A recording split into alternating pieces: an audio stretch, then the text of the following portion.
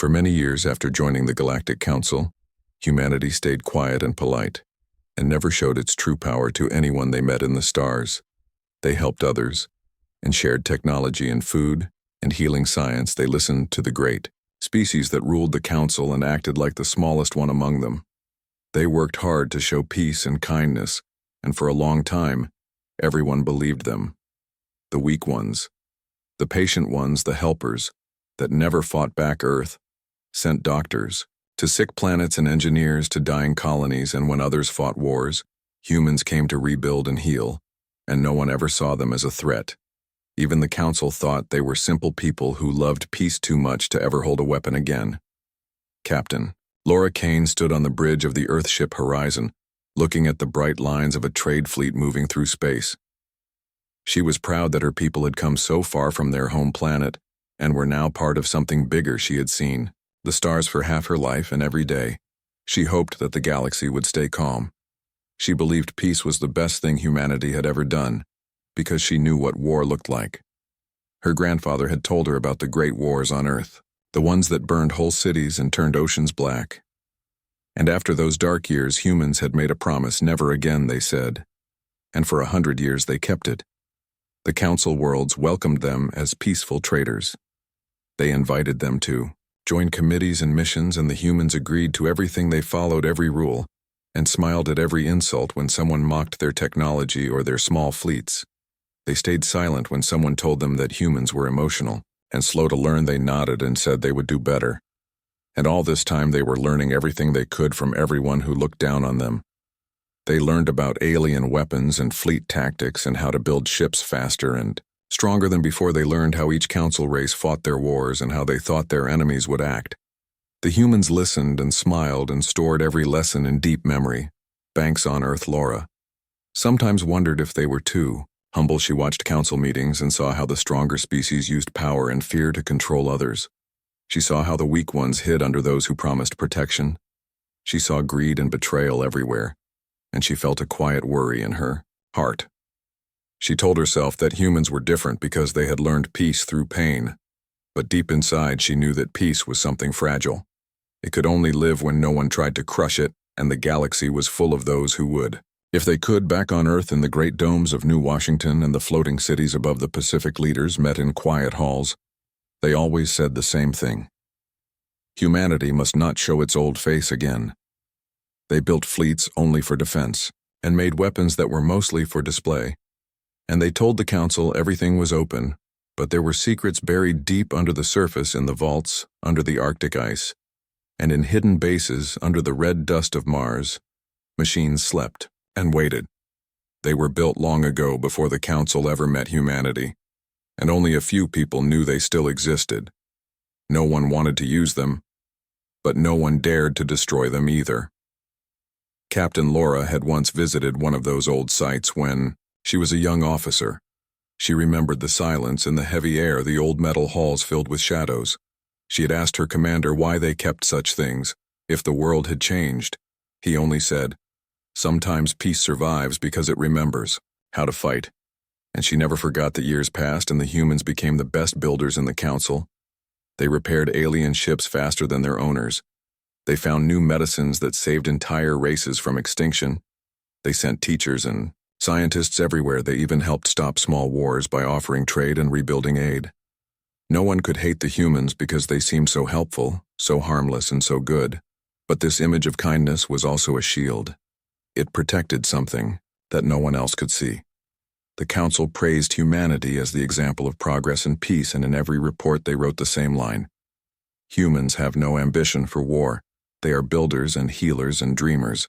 But inside the human fleets there were men and women who never forgot what their ancestors had endured. They trained quietly and studied silently. They followed orders and kept secrets, and their loyalty was to humanity first, and to the Council only as long as it was safe for Earth. Laura Kane became a respected officer, known for her calm and her skill. She always smiled in Council gatherings and kept her words soft and measured. The alien diplomats liked her because she never argued. She always agreed, even when they were cruel or unfair. But when she returned to her quarters, her smile faded. She looked at the stars and wondered if this peace would last forever. She had seen too many signs that said it would not. The Zorath Empire had already begun expanding near human space, and everyone knew what that meant. They were powerful warriors who believed in conquest. They had already taken 3 small worlds that the Council had promised to protect. But the Council only sent messages of protest, and nothing more. Laura sent a report warning that the Zorath would one day attack human colonies. But her words went unread by most. She was told that the Council would handle it and that humanity should not provoke conflict.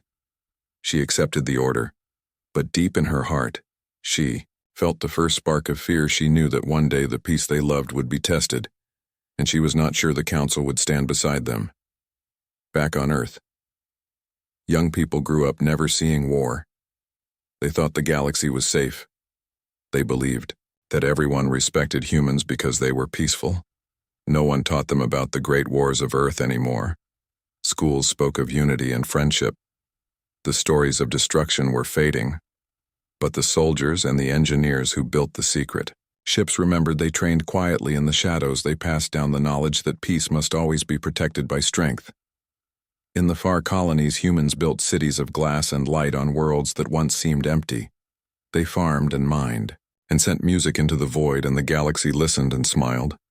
Humanity was seen as the best of the Council and the smallest of threats. Even the Zorath laughed at their small fleets and said, humans were soft people made of words, not iron, and the Council agreed. Laura Kane watched her home planet grow stronger and kinder, and she wished it would stay that way forever. She believed that maybe the universe had finally learned peace. But she also knew how fragile that dream was. She saw the same signs her ancestors had seen before: every war, pride, arrogance, and blindness among the powerful, and silence among the weak. She knew that one wrong move could bring back the old face of humanity, the one the universe had never seen, and could never forget. And somewhere deep below Earth's oceans, in the dark silence of the old command bunkers, a single machine waited for a signal that had not been sent for a century. Its systems were still alive. Its code was still clear, and across the black sea of space, 1,000 hidden satellites still listened for a single phrase that no one had dared to speak for generations: never again. The day the Zorath Empire attacked the human colony on Eros Prime began like any other quiet day in the outer systems. The colony was young and full of families who had come to build new lives. The sky was red, and the air smelled like dust, but it was home to them. Children went to school and miners worked in the hills, and no one thought danger was near when the first wave came. There was no warning, only fire from the clouds.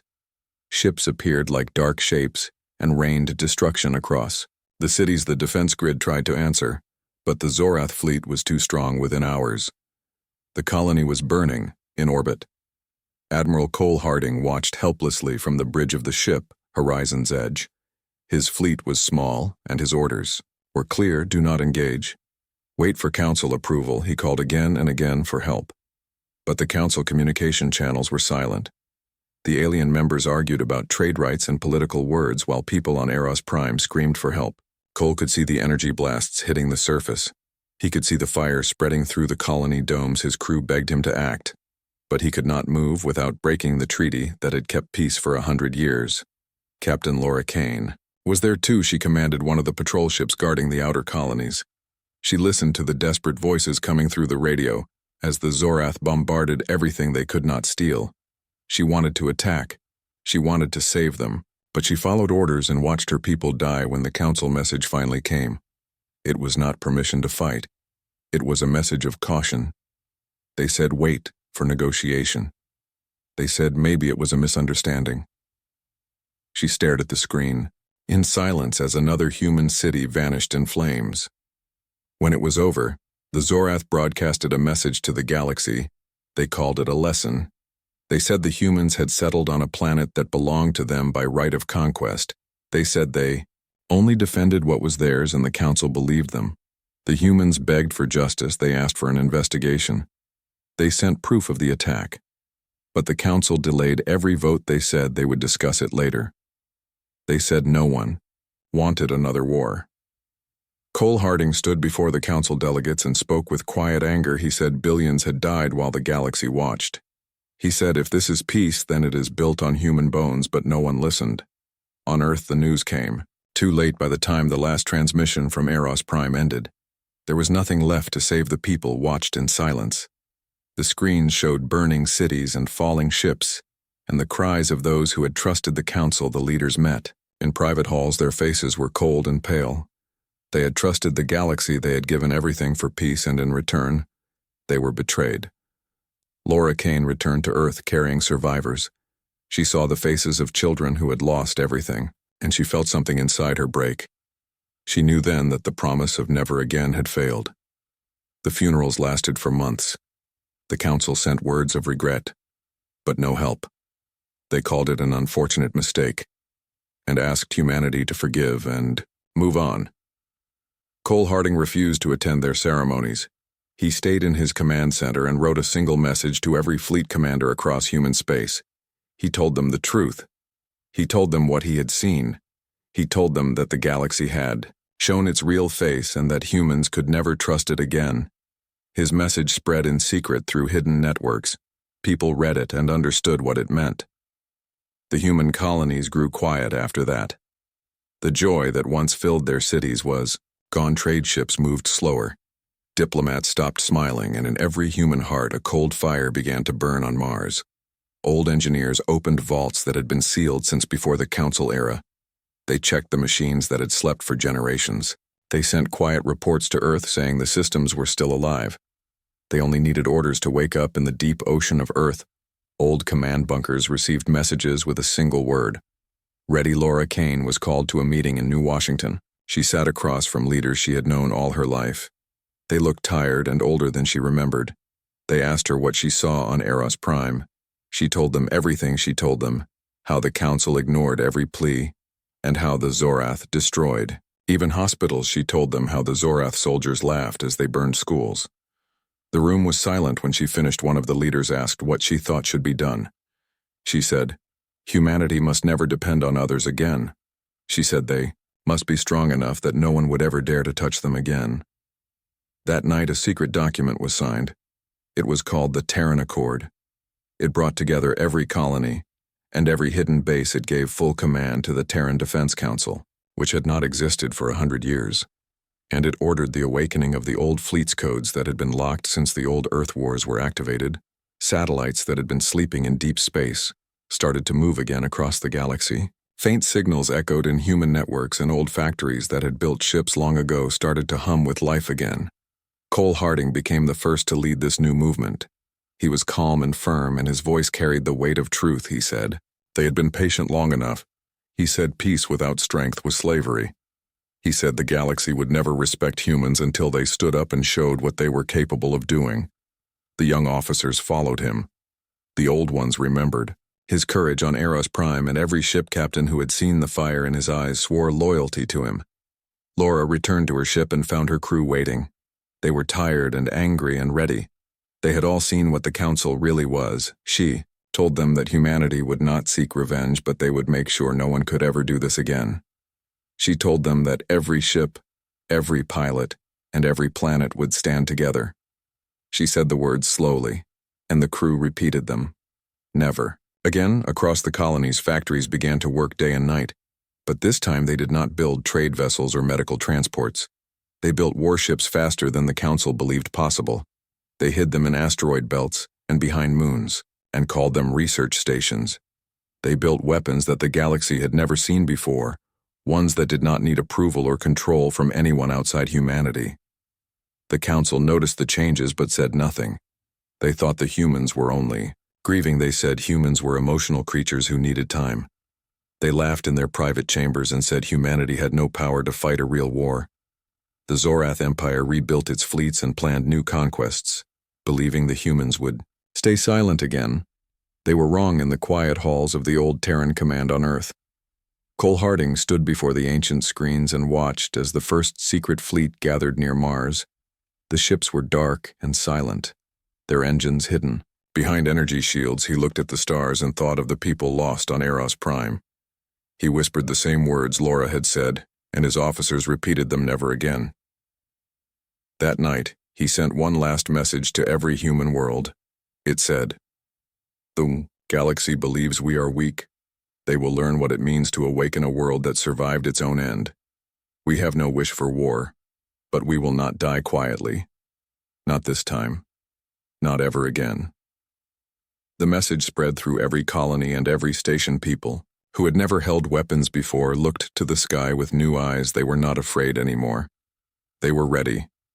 Humanity had been quiet long enough, and far away beyond the edge of human space in the cold shadows of a forgotten shipyard, old machines started to move. Their engines rumbled to life, and the stars reflected on their dark armor like ghosts of a forgotten age.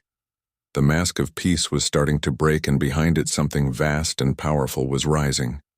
The galaxy did not know it yet, but the silence of humanity was ending and the storm was coming. Beneath the red dust of Mars, deep underground, there were halls that had not been entered for 100 years. Inside those halls slept machines that had been built when Earth still feared its own destruction. They had been silent since the day humanity swore to never again use them. But after Eros Prime, the silence ended one by one. The lights came alive. The old reactors hummed with energy, and the metal corridors began to shake as ancient systems woke to life. Engineers in gray suits watched the readings and spoke in quiet voices. They had waited for this order for generations. Commander Erin Blake was among the first to arrive.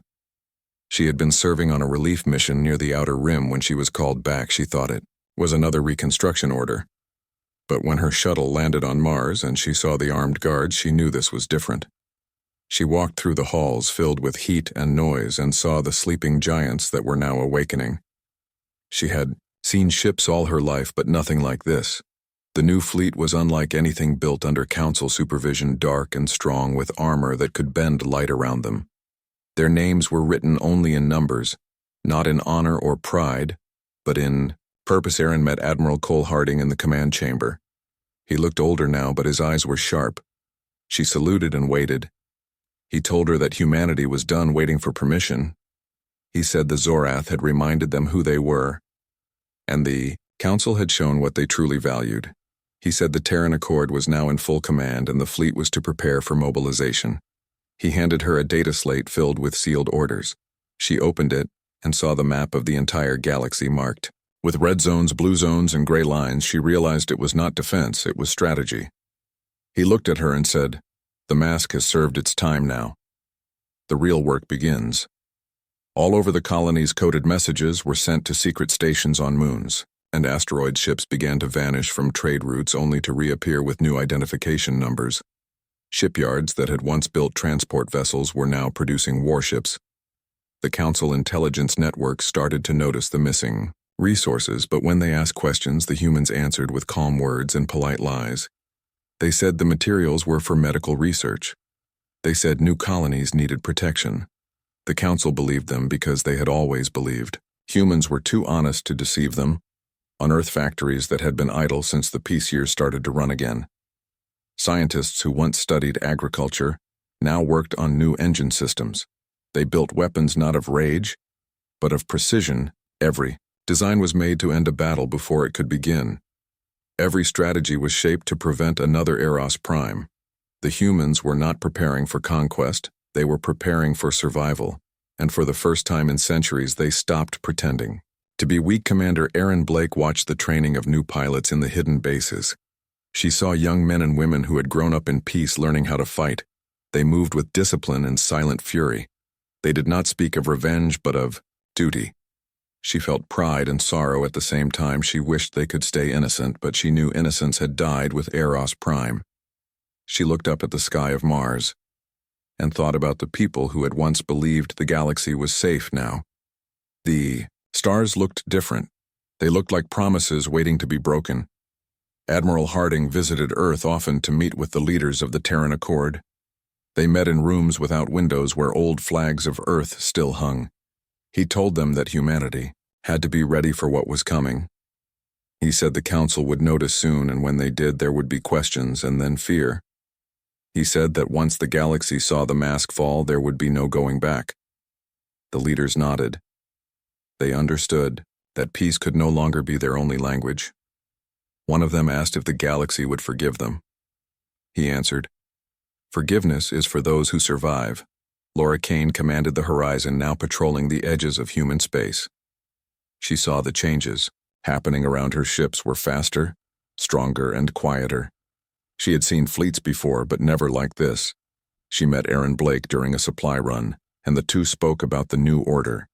Aaron told her that the Council still thought humanity was broken and weak, Laura said. Let them think that for now soon they will see who we really are. Aaron smiled, but her eyes were cold. She said, It is better they never force us to show it. The council chambers were filled with whispers. Alien delegates argued about the missing resources. They spoke of human fleets that moved without permission. They sent requests for reports, and the humans answered with diplomacy and calm voices. The council high speaker declared that humans were still their peaceful allies and that any rumors of secret fleets were lies. The Zorath laughed. They called humans cowards who hide behind words. They began moving their fleets closer to human space again, believing the humans would never fight back. Aaron watched as the first new fleet launched from Mars. The ships moved like shadows through space, silent and invisible. She stood on the bridge of her command ship and felt the weight of history. She knew that somewhere above Earth, Cole Harding was watching too. She imagined him standing by the old monitors and thinking of the promise they were now forced to keep. Never again meant no more waiting. No more trusting those who would betray them again. On Earth, children looked up at the night sky and saw nothing but stars. They did not know that above them hung ships armed with weapons that could shake worlds. They did not know that the gentle voice of their leaders now carried secret codes that could command 1,000 fleets. The world looked the same, but everything had changed. Humanity had awakened, and the galaxy did not yet understand what that meant. In the farthest reaches of space, near the edge of the Orion Belt, the humans built something the Council had forbidden for centuries, a command nexus that connected every fleet, every base, and every colony through a single intelligence system. It was called Sentinel. It was designed to see everything that happened in human space and beyond. It could predict enemy movements and plan strategies. Faster than any living mind, it had been designed long ago. But shut down after the peace treaties, now it was alive again and learning at an incredible rate. Aaron visited the control core of Sentinel. She stood before the glowing console and asked the system if it understood its mission. It answered in a calm voice, to protect humanity by any means. She felt a chill when she heard that it sounded both loyal and dangerous. She told herself that humans had built it to save themselves, not to destroy others, but deep down she knew that once power like this was born, it could never truly sleep again. Across the colonies, people began to notice the small changes. Less trade with aliens, more security ships on patrol, restricted travel between sectors, but they trusted their leaders. They believed it was for safety. The Council complained, but the humans reminded them of Eros Prime and said that they were taking precautions. No one could argue with that.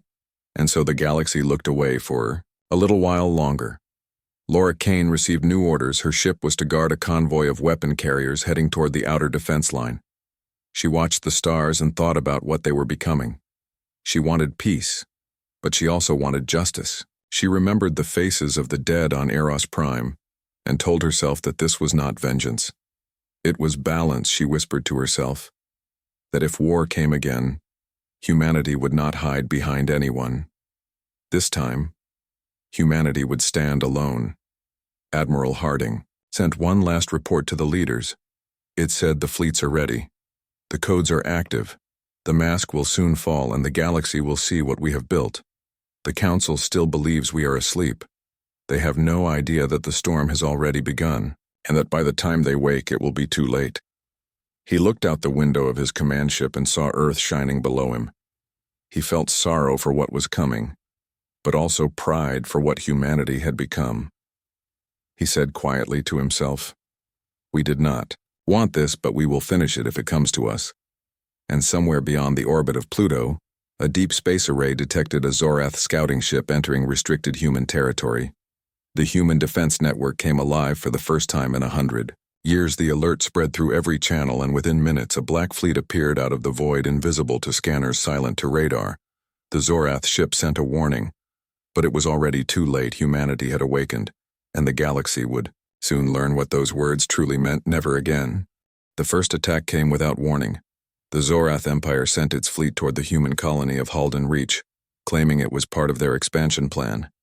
They said they were only taking back what belonged to them. But the humans were ready this time. The black ships that had been hidden for years moved through the void without sound. They reached Halden Reach before the Zorath even knew they were there. The battle lasted only 20 minutes when it ended. The Zorath fleet was gone, every trace erased from space, and for the first time in centuries the galaxy saw the strength of a human fleet. The Galactic Council called an emergency session. The delegates filled the great chamber with noise and fear. Some demanded answers. Some called for calm.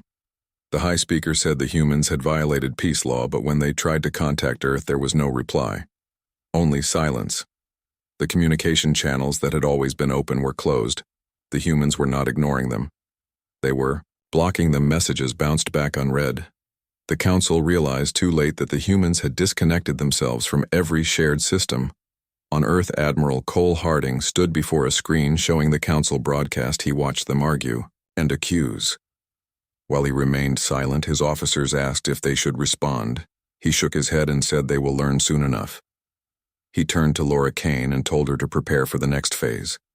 She nodded, knowing that once this phase began, there would be no return to peace.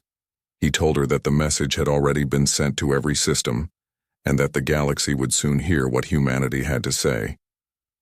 Across the stars, the message appeared on every network, on every station, on every world where humans had once traded or built or helped. Admiral Cole Harding's face appeared calm and cold behind him. Was the flag of Earth. He spoke in a steady voice. He said, "This is not a declaration of conquest. This is a statement of truth. You watched as our people burned and you did nothing. You called it politics, you called it balance, you called it peace while our children died. You thought our patience meant weakness. You thought our kindness meant fear. You thought we would stay silent forever. You were wrong. We showed you mercy and you mistook it for submission. Now we show you what it means to be human. We do not seek war, but if you bring it to us, we will end it." He paused and his eyes hardened, and he said, "The Council showed us what mercy means in your galaxy, and now we will show you what humanity means." And then the transmission ended. The Council chamber went silent. No one spoke for a long time. The alien delegates looked at each other, afraid, because they saw something in his eyes that no other species had. They saw the calm of someone who had already made peace with war. The Zorath delegate shouted that humans were liars and murderers, that they must be stopped.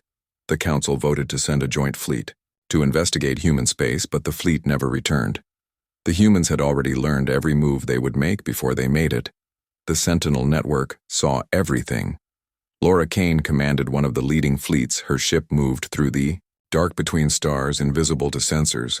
They struck Zorath shipyards with silent precision, destroying only weapons and war factories. They avoided cities and civilians, but to the rest of the galaxy, it looked like complete destruction. Messages spread across systems saying that the humans had become monsters, but those who looked closer saw that humanity fought with purpose. They were not conquerors. They were punishing only those who had brought death to them. Commander Aaron Blake led the assault on the Zorath communication hub near the edge of the neutral zone. Her fleet appeared from the void, like ghosts. The Zorath ships tried to flee, but the human weapons were too fast and too smart. Within minutes it was over. Aaron stood on her bridge and watched the wreckage float. She felt no pride, only a deep, cold silence. She remembered the faces from Eros Prime and whispered that this was for them. She ordered her fleet to withdraw and report success. The human forces vanished again, before anyone could trace them. In the Council cities, fear began to spread. People whispered about the human fleets that moved without warning. Some said they could appear anywhere at any time, even in the home systems of the Council itself. The Council leaders tried to calm the people. They said the humans were only acting in defense, but even they knew the truth. The humans were beyond control. They had broken free from every treaty, every law, every promise, and yet they still spoke of justice. Admiral Harding met with his commanders in the deep orbital station around Earth. He told them that the war was not for conquest. It was for survival. He said they must never become what they fought against. He reminded them that they were still human, and that even in war they must carry mercy with them. But he also said that mercy did not mean surrender and that if the enemy attacked again they would be met with full power. He looked at each officer and said, "We are not fighting for glory. We are fighting so that no one will ever burn our worlds again." On the council homeworld, the High Speaker gave a speech trying to unite the species against the human threat. But even as he spoke, reports came in of more Zorath defeats. Human fleets had hit their supply lines, their command posts, their fuel worlds. It was as if the humans knew every secret, every code, and every plan. And in truth they did, because Sentinel was watching everything it read, every transmission across the Council network, and fed the data to human fleets before the Council could even react. Aaron, Blake, and Laura Kane led separate fronts, but their hearts were the same. They both fought with cold precision and sorrow. Neither of them wanted this war, but both knew it had to be done. They had seen what peace built on weakness led to. They wanted a future where humans would never again beg for protection from anyone. They wanted to build a peace of their own making. In the quiet of space between battles they spoke. Through private channels, Aaron asked Laura if she ever missed the old days. Laura said she missed the dream, not the lie. She said she missed believing that the Council cared. Aaron said, maybe they never did. Maybe it was always about control. Laura said, then let them see what happens when control fails. Aaron smiled and said they are seeing it now. The Zorath Empire began to crumble under the pressure. Their leaders begged the Council for help, but the Council fleets refused to fight. They feared the humans more than they hated them. Some races even sent messages to Earth asking for peace, saying they had never supported the Zorath attacks. The humans answered politely but made no promises. On Earth, the people watched the reports in silence. They saw their fleets moving across the stars. They saw the messages of victory and loss. They saw the galaxy that once mocked them now afraid of them, and they felt pride, but also a strange sadness. They knew they had crossed a line that could never be uncrossed. The mask that had protected them for so long was gone forever, and the true face of humanity was now shown to the stars. Admiral Harding stood on the command deck and looked out at the endless black of space. He knew the war was not over, but the galaxy was already changed forever.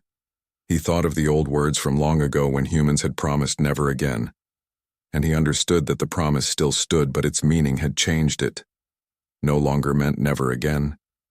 Will we fight? It meant never again will we let others decide our fate. He closed his eyes and said quietly, the galaxy will learn what it means to survive as we did. Far beyond the reach of any Council sensors, human fleets gathered for the next phase of the operation. They were not cheering or celebrating.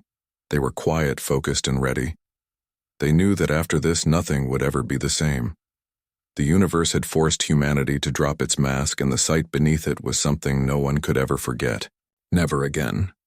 The war had reached the point where the stars themselves seemed to hold their breath. No one in the galaxy spoke without fear of being heard by the humans. Their fleets were silent and unseen. Their machines moved like shadows. Their enemies never saw them until it was too late. The Council had stopped counting the worlds that fell under human control because every number made their fear grow. The Zorath Empire was gone, its worlds empty and quiet, its armies broken and its name erased from maps. Admiral Cole Harding stood on the bridge of the command ship Vigil. He looked at the holographic map of the galaxy and saw the faint blue light of human colonies surrounded by the gray of the Council territories. The war had gone far enough. He said to his officers that they had done what they came for, but peace would not come easily. He told them that they must choose what kind of peace they wanted. He said, we can end this with fire, or we can end it with memory. Laura Kane entered the command deck. Her uniform was marked by the long days of battle. She had not slept for 2 days, and her voice was rough but steady.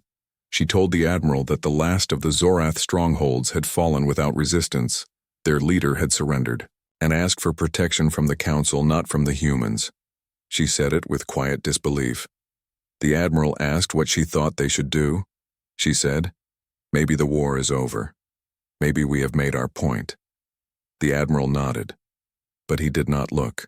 Relieved, he said, wars like this never really end. They only sleep until someone wakes them again. In the Council chambers, the delegates were desperate. The High Speaker stood before them and called for a ceasefire, but the words felt empty because there was no one to listen. The humans had stopped responding to every message, and the fleets that guarded the Council worlds were afraid to move even one ship without permission from the humans in secret meetings the Council members spoke of. Surrender, but none wanted to say the word aloud because to surrender to humanity meant to admit that everything they believed about power and control was a lie in the outer systems. Commander Erin Blake watched as her ships drifted in silence. The crew waited for new orders, but there were none. She stood before the viewport and saw the endless stars. She thought about the worlds they had lost and the people they had buried. She thought about her friends and family on Earth and how they would see her as a hero, but she did not feel like one. She felt tired and old. She said to her second officer that sometimes victory feels like a wound that never heals. He said, "Maybe it is the price of being human." She nodded because she knew he was right.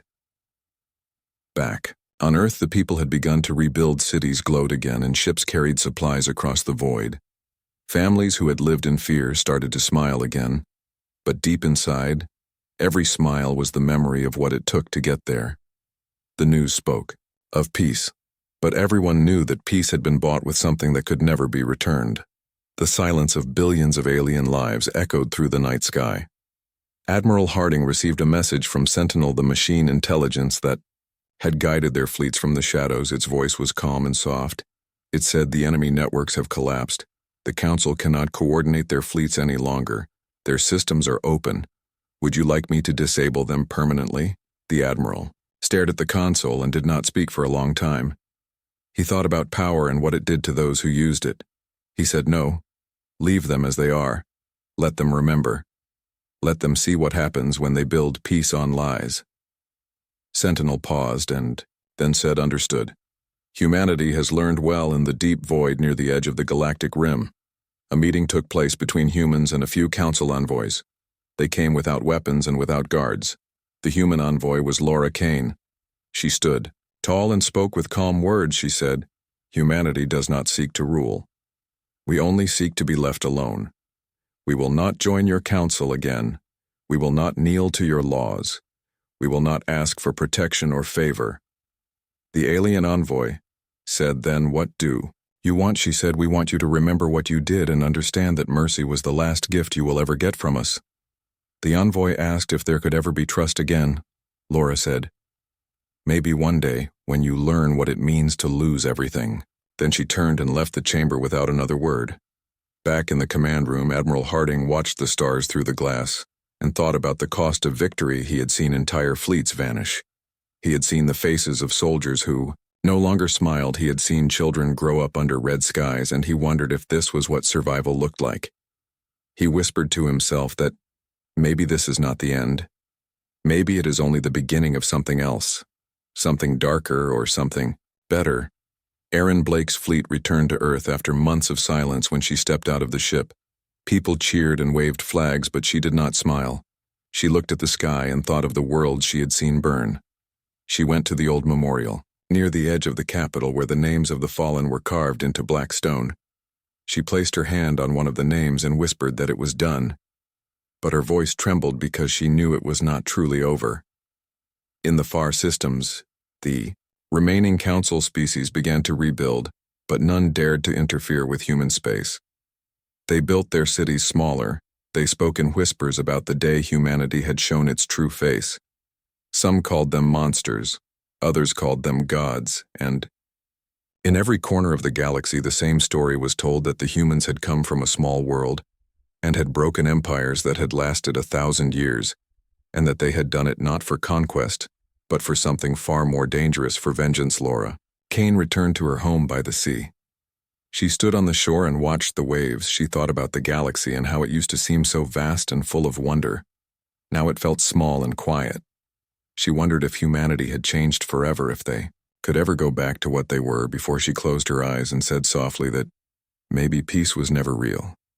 Maybe it was just the time between wars. Admiral Harding sent his final report to the Earth Council.